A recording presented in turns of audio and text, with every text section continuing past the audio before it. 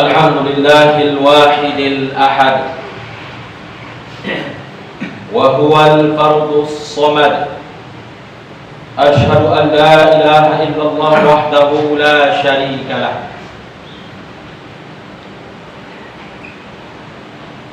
لم يلد ولم يولد ولم يكن له كفوا أحد وأشهد أن محمدا عبده ورسوله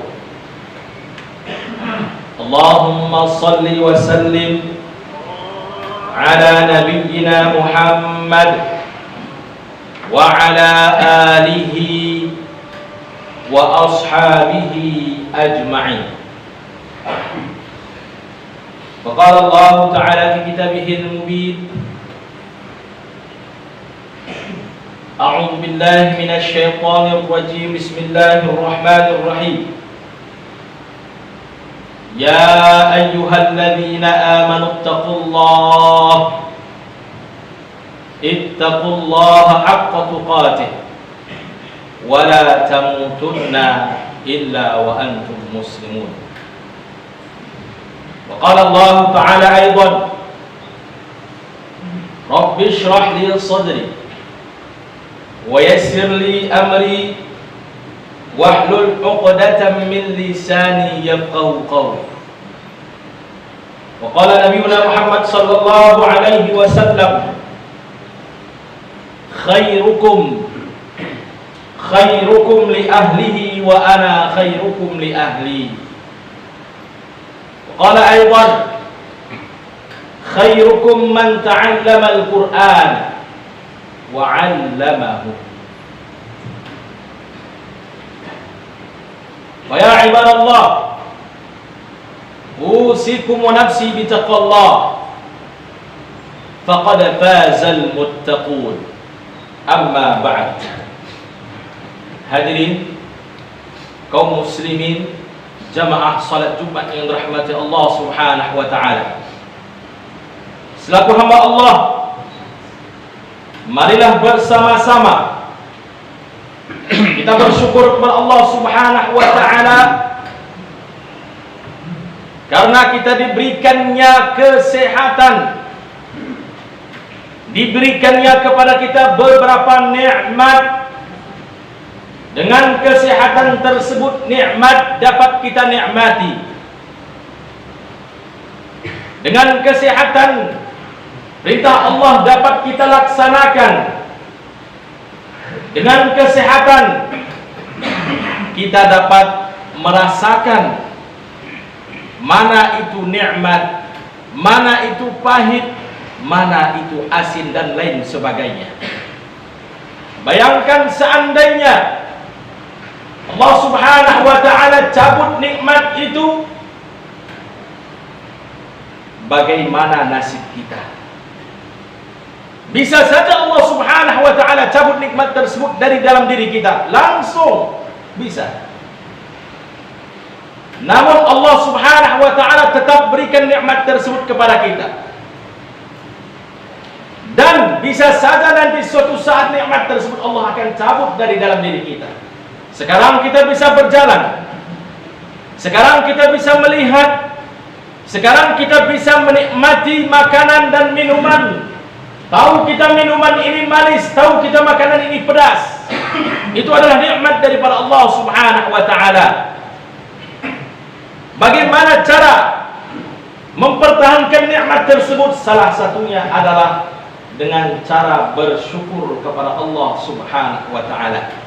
Kemudian selawat barakah salam kepada baginda Rasul Muhammad sallallahu alaihi wasallam. Rasulullah adalah junjungan alam. Rasulullah adalah kekasih Allah. Nabi Muhammad adalah nabi akhir zaman.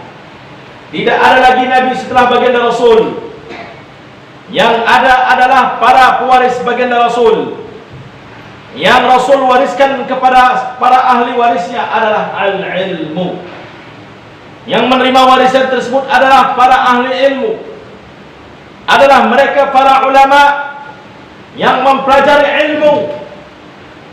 Maka agar kita bisa aman hidup di dunia ini, mari kita terus belajar ilmu agama dan dekati para pewaris Rasulullah sallallahu alaihi wasallam. Karena ketika kita sendiri sebagai manusia bukan seorang nabi, bukan seorang rasul, ketika ahli waris kita diganggu oleh orang selagi masih hayat di kandung badan, kita siap mempertaruhkan apapun demi keamanan ahli waris kita. Fakaifa bi Rasulillah sallallahu alaihi wasallam? Bagaimana dengan baginda Rasul Muhammad sallallahu alaihi wasallam ketika ahli warisnya diganggu dan dijauhi dan dimusuhi? Tentu Rasulullah sallallahu alaihi wasallam tidak akan pernah redha kepada mereka. Dan tercatat juga di dalam sebuah hadis, para wali adalah para waris baginda Rasul sallallahu alaihi wasallam. Karena yang takut kepada Allah, innama yakhshallaha min ibadihi al-ulama. Karena sesungguhnya yang takut kepada Allah adalah para ulama. Dan orang yang takut kepada Allah berbeda dengan takut kepada makhluk. Kalau kita takut kepada makhluk, kita menjauhinya. Takut kepada harimau, kita jauhi. Takut kepada singa, kita jauhi. Namun ketika takut kepada Allah, kita malah semakin dekat dengan Allah. Dan yang takut dengan Allah, yang diakui oleh Allah adalah para ulama. Maka man adali waliyan faqad adantu lahu harb, kata Allah, kata baginda Rasulullah sallallahu alaihi wasallam dalam sebuah hadis qudsi. Barang siapa yang memusuhi para wali Allah, Allah akan umumkan perperangan dengannya. Jangankan dengan Allah, tentera manusia saja kita kalah untuk melawannya. Kalau kita sendiri, bagaimana dengan Tuhannya para tentara? Hadirin kaum muslimin jemaah Jumat yang dirahmati Allah Subhanahu wa taala. Hidup di dunia ini tujuan kita adalah untuk beribadah kepada Allah. Beribadah, kalau kita ditanya kenapa beribadah, agar Allah ridha. Kalau Allah ridha, berarti tujuannya adalah menjadi orang yang dicintai oleh Allah, menjadi orang yang terbaik di hadapan Allah Subhanahu wa taala. Nah, ini yang akan menjadi pembahasan kita di khutbah kali ini. Hadirin jemaah Jumat yang dirahmati Allah Subhanahu wa taala. Mungkin di antara kita sudah tahu, karena sudah pernah juga dijelaskan bahwa saya beberapa sifat orang yang dicintai oleh Allah. Tangannya terjaga, mulutnya terjaga, matanya terjaga. Sekarang di sini menjadi pertanyaan kita, bagaimanakah tingkah laku mereka yang dicintai oleh Allah? Pertama harus kita ketahui, orang yang dicintai oleh Allah hanya Allah yang tahu. Kalau Allah yang tahu, harus Allah yang menjelaskan. Kalau Allah yang menjelaskan, penjelasannya dua sumbernya. Pertama Al-Quranul Karim, yang kedua hadis qudsi. Nah, di dalam Al-Quranul Karim banyak sekali beberapa perbuatan yang dicintai oleh Allah apabila itu dilakukan oleh seorang hamba. Nah, bagaimana caranya agar kita mendapat cinta Allah Subhanahu wa taala? Bagaimana caranya agar Allah Subhanahu wa taala cinta kepada kita? Mari kita lakukan beberapa perbuatan yang Allah cinta dengan perbuatan tersebut. Semoga nantinya setelah kita tahu beberapa perbuatan tersebut, kita senantiasa mengamalkannya. Semoga kita yang hadir di masjid ini menjadi orang yang bekerja atau beramal seperti yang dicintai oleh Allah, dan semoga kita dicintai oleh Allah. Kalau kita sudah dicintai oleh Allah, apalagi yang kita takutkan di muka bumi ini? InsyaAllah itulah tujuan utama kita. Di dalam Al-Quran Allah Subhanahu wa ta'ala berfirman, A'udzu billahi minasyaitonir rajim. Innallaha yuhibbul muhsinin. Sesungguhnya Allah mencintai orang yang berbuat baik. Artinya, kalau kita berbuat baik kepada orang lain, berbuat baik kepada diri sendiri, mau membantu orang, mau melihat bagaimana yang dirasakan orang, artinya sepenanggungan, sependeritaan, mau merasakan apa yang dirasakan oleh orang, Bahkan dalam sebuah hadis Rasulullah sallallahu alaihi wasallam menegaskan, la yu'minu ahadukum hatta yuhibba li akhihi ma yuhibbu li nafsihi.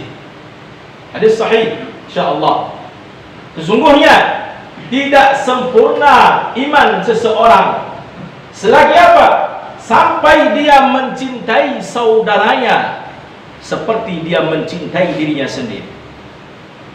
Kalaulah ini teramalkan oleh orang-orang, semua orang, bahkan mungkin ada di antara kita sudah mengamalkan, alhamdulillah, itu tandanya kita dicintai oleh Allah, dan semoga semakin kita tingkatkan. Semoga kita menjadi orang yang dicintai oleh Allah Subhanahu wa taala selama hidup, dan menjadi orang yang dicintai oleh manusia juga, insyaallah. Amin amin ya rabbal alamin. Itu yang pertama. Allah mencintai orang yang muhsinin, yang berbuat kebaikan, mencintai saudaranya. Ketika ada saudaranya ingin bangkit, kalau bisa ia bantu, bukan malah sebaliknya. Yang kedua, innallaha yuhibbut tawwabina wa yuhibbul mutatahhirin. Allah mencintai orang yang bertaubat kepada Allah, dan Allah juga cinta kepada mereka yang senantiasa menyucikan diri mereka. Ketika ada seseorang berbuat kesalahan, dan itu lumrah, tidak ada manusia yang tidak bersalah, baik matanya, baik ucapannya, baik tangannya. Tapi sebaik-baik manusia yang bersalah tadi adalah mereka yang mau bertaubat, dan Allah cinta kepada mereka. Ketika ada orang berbuat kesilapan kemudian dia bertaubat, jangan marahi mereka kalau dalam keadaan tanda kutip membenci mereka, jangan.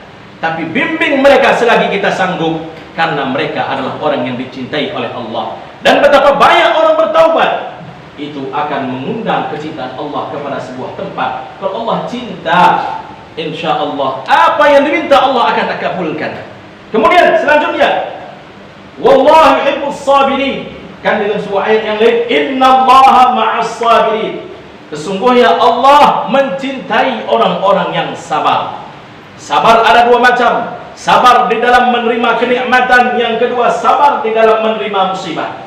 Sabar di dalam menerima kenikmatan artinya dia sabar di dalam pujian orang lain, sabar di dalam harta yang diberikan kepadanya. Bukan berarti dia menjadi orang sombong, bukan berarti dia menjadi orang takabur, bukan menjadi dia merasa dirinya yang paling hebat di muka bumi Allah Subhanahu wa taala. Kalaulah cerita kekayaan, belum ada orang sekarang ini mampu menandingi kekayaan Qarun. Qarun saking kayanya, apabila kita mendapat sebuah kekayaan di dalam tanah, kita menisbahkannya ini harta Qarun. Padahal kita tahu Qarun tenggelamnya di Mesir, masa sampai ke Indonesia. Itu saking kaya Qarun. Namun apa yang terjadi? Allah tenggelamkan ke dalam tanah karena tidak dekat dengan Allah. Berarti kekayaan bukan sebagai tanda Allah cinta kepada kita, melainkan tanda Allah cinta kepada kita. Tawwabuna wal mutatahhirun, mau bertaubat kepada Allah dan mau menyucikan diri daripada perbuatan, daripada perkataan, daripada harta kita, dan bersabar di antara nikmat yang Allah berikan. Begitu juga dengan ketika kita diuji oleh Allah Subhanahu wa taala, dan ini lumrah. Setiap ada kejadian yang meyakinkan, pasti orang mengatakan sabar, insyaallah ada hikmahnya. Kemudian innallaha yuhibbul mutawakkilin. Sesungguhnya Allah Subhanahu wa taala cinta kepada mereka yang bertawakal kepada Allah. Bahkan di dalam doa pun kita diperintahkan untuk bertawakal kepada Allah. Tawakal ini adalah yakin kepada Allah sepenuhnya. Ud'ullaha wa antum muqinuna bil ijabah. Berdoalah kepada Allah, kalian yakin doa kalian akan diijabah oleh Allah. Ini adalah kalam Rasul sallallahu alaihi wasallam kepada kita di dalam berdoa. Ternyata ketika orang bertawakal kepada Allah, menyerahkan dirinya kepada Allah, yakin dia akan ditolong oleh Allah, orang seperti itu pun dicintai oleh Allah Subhanahu wa taala. Kemudian innallaha yuhibbul muqsitin. Sesungguhnya Allah cinta terhadap orang-orang yang berlaku adil. Adil terhadap dirinya, adil terhadap orang lain, dan adil terhadap semua dalam pekerjaannya.